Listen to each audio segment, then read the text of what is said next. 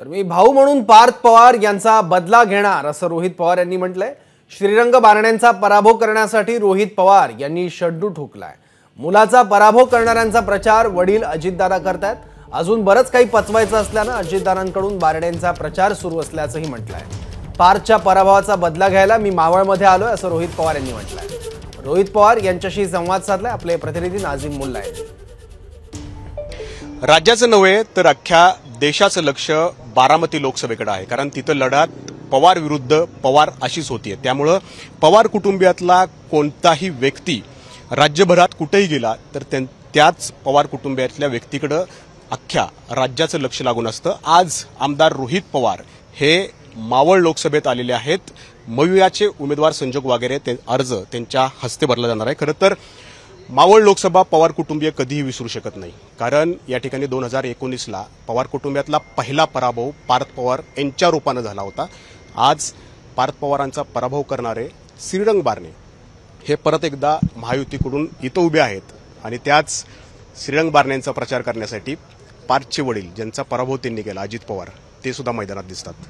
आता पार्थचे वडील म्हणजे अजितदादा हे पवार साहेबांना वडील समजायचे, नाही तर वडील म्हणून ते बोलायचे।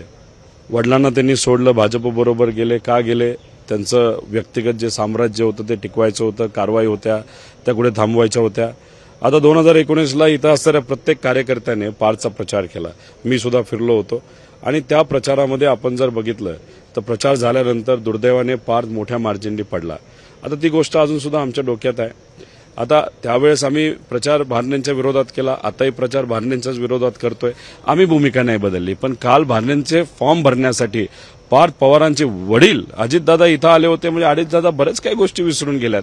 त्यांना तो पराभव पचनी पडलाय, म्हणजे पचनी नाही, त्यांना बऱ्याच इतर काही गोष्टी पचवायच्या आहेत, म्हणून त्यांना ह्या गोष्टी कराव्या लागतात। मला पार्थला एवढंच सांगायचं, हा भाऊ तुझ्यासाठी तेव्हा तुझा जो पराभव झाला होता त्याच्या विरोधात आणि तुझ्या बाजूने इथं बारणेंच्या विरोधात प्रचार करण्यासाठी इथं आलेलो आहे। आणि जे कार्यकर्ते मलिदा गँग नाही, मलिदा गँग अजितदादांकडे गेलेले आहेत, कार्यकर्ते अजून इथंच आहेत।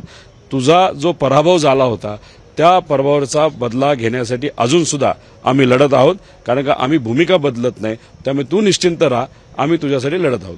म्हणजे अजितदादा जरी प्रचारात उतरले तरी पार्थ पवार बारणेंचा प्रचार करणार नाहीत असं तुम्हाला वाटतंय? बारणेंनी पार्थला जर भाषणाला बोलवलं तर ती वेगळी गोष्ट, पण बघूया आता पुढे काय होतंय।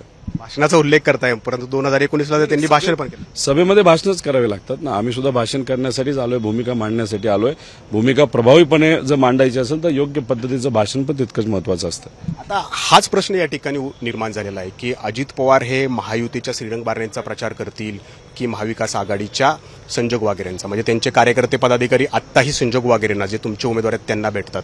तुम्हाला काय वाटतं नेमकं? कारण सगळ्यांच्या मनामध्ये जसं पवार कुटुंबियांच्या मनामध्ये पार्थचा पराभवाचं आज ही दुःख आहे, तसंच पदाधिकारी आणि कार्यकर्त्यांमध्ये पण आहे अजित पवार गटातल्या।